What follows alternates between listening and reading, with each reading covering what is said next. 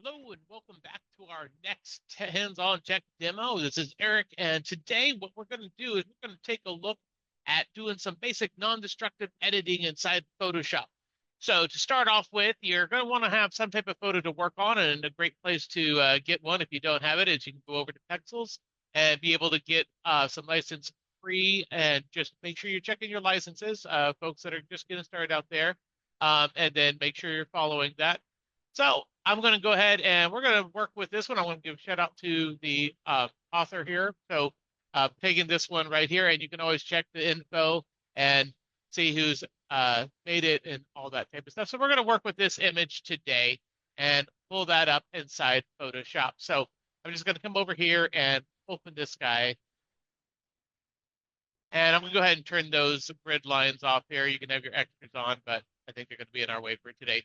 So what we're looking at is a way to be able to make adjustments on our photos and our images without kind of damaging your original source, or in this case, the photo that we were able to get for Pixels. So one of the first approaches to this is to go ahead and build an adjustment layer for ourselves. That's what we're going to do now.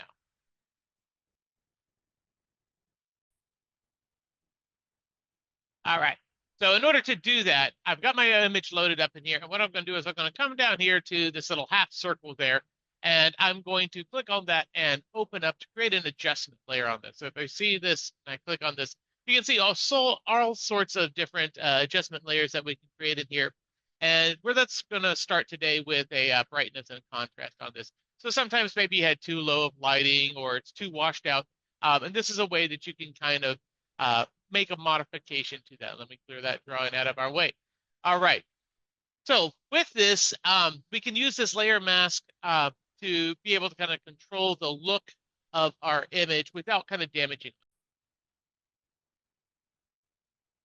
So if you haven't used these before or haven't seen our other videos and talking about the adjustment layers, you're going to look up here in the properties, and you'll see with this particular one, we have brightness and contrast.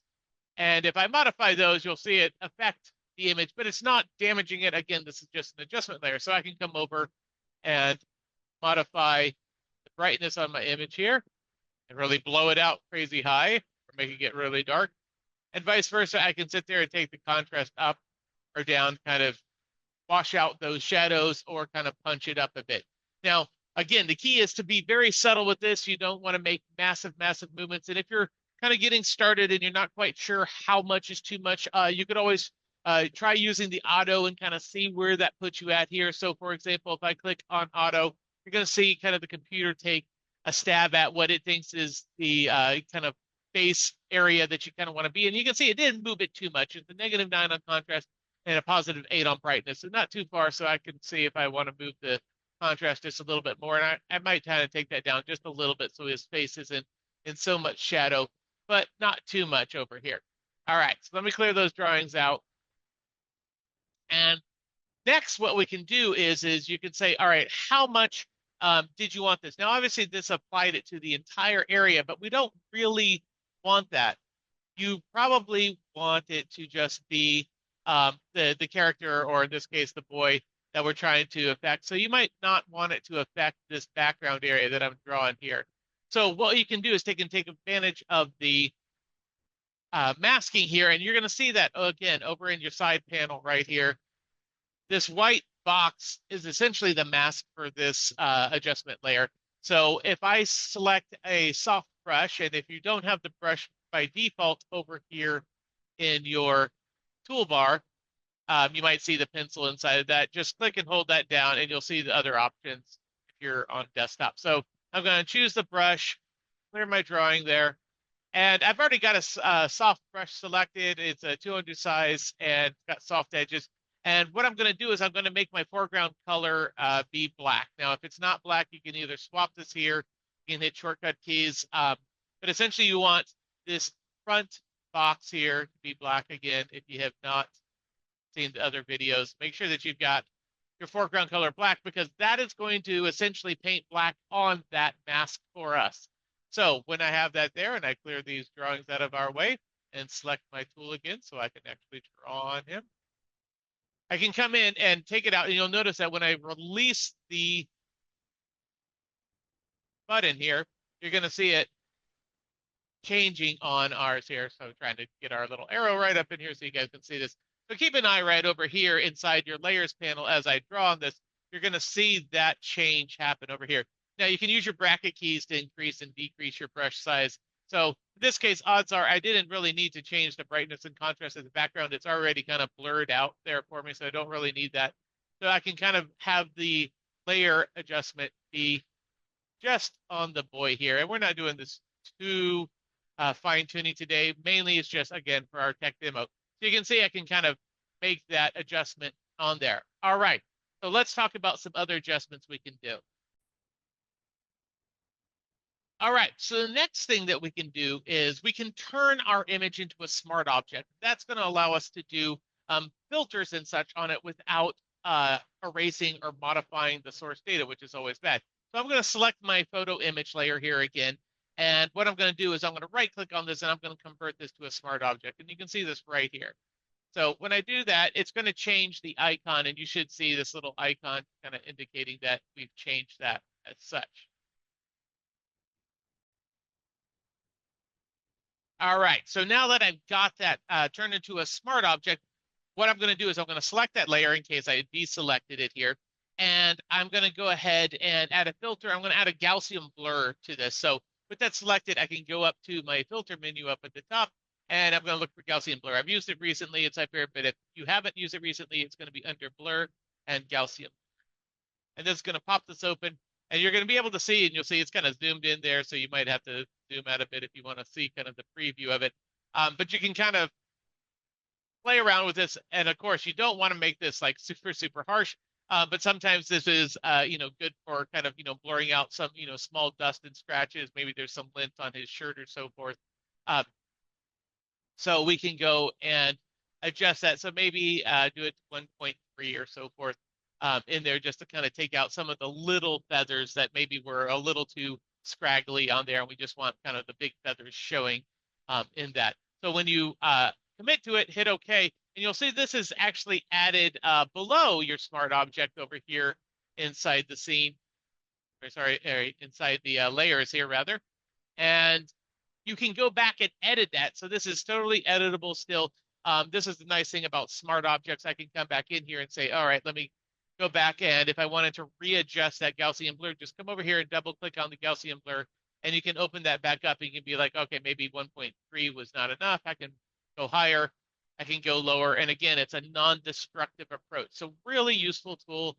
Again, preserving your source material so that you don't damage that photo that is your source from your photographer or that you took yourself, and that you can kind of mess around with this and kind of run this by a client and see how they like it. And if you need to back it off or push it up further, you can without compounding a blur on top of a blur. All right, let's look at one more filter before we're done. All right, so one more adjustment layer. Again, just for good practice, and make sure that you guys got this down pat. Go back to your half-filled circle down here, and we're going to add a different adjustment layer on here. And I'm going to add a hue saturation because maybe I want to adjust that blue sweatshirt that he's wearing. So add this on. You'll see it's going to create a new adjustment layer for us right here. And you'll see that each one of these has their own mask layer. So each one of them is going to have their own individual mask. So you can actually make these adjustments per mask layer, and that way it's not a global effect, but you can really kind of toggle them off and on.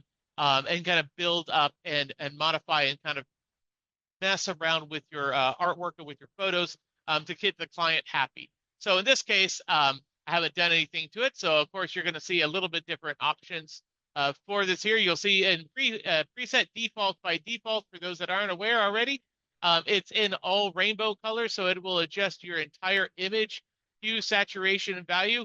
Odds are that's probably not what you want. So notice that if I leave it in this default one, and I crank this up here, it's going to kind of blow him out, kind of take him to Oompa Loompa level and kind of down and so forth. So that's not really what I want. I'd have to be really fine tuning and trying to get that in on his sweatshirt. So I want to set that back to 0, and I want to just focus in on the teals, maybe the blues inside of his shirt. So to do that, I'm just going to select the teal thumbnail there. And you can see it kind of jumps my color over. And now I can kind of move this value up, and you can kind of see it start to really hypersaturate.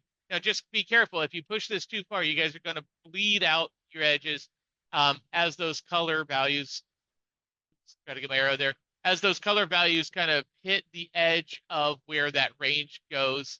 So do be careful trying to get the mouse to bounce back and forth between my arrows there and the tools in the viewport. So you can see if you do that, that's going to be really bad. So again, key is subtlety on these. So make sure that you're working on this. Odds are you need to kind of take that over. We're going to have some additional tech videos in the advanced series. So we'll come in and we'll work on the ranges and stuff like that. But this is just a basic adjustment level. So if you need to jump up to your indigos here, and you can kind of move those darker shadows with this. And you can also bring the lightness up and down inside of here. And again, the nice thing about this is that each one of these is its own level. And odds are I probably want it to be just on his sweatshirt. So again, make sure you're selected on the mask layer here. And what you're going to do is just grab your paintbrush, and you can paint him out so that, you know, his face and stuff isn't getting turned blue. And you should see it start to appear on that mask there. And again, we'll have series on masking and so forth so that you guys can see that. So be sure to check those out. I'm just going to do a quick mask out of his background here so that you can see where we can start to push the sweatshirt without worrying about kind of turning him into a blue Smurf. All right. So you can do this here. And then you can go back to your adjustments, and let's work on the teal, and we can kind of push that brightness up. You can see now it's not making his eyes glow blue like some type of creature or such there. So that's it for today. Be sure that you're working non-destructively. It is definitely the way to go. And you can also turn these on and off. So even though we built the brightness layer here first, and we built this one last, you can sit there and be able to disable one and get the effects of the others. You can see that kind of jump. So that is the real benefit, is that if you get something else, you're like, oh, that was a better result for that, then you can sit there and disable that edit that you made maybe 10 minutes ago without having to start all over. So please use this technology. Make sure that you're, being a non-destructive designer, and we'll see you next time. Have a great one.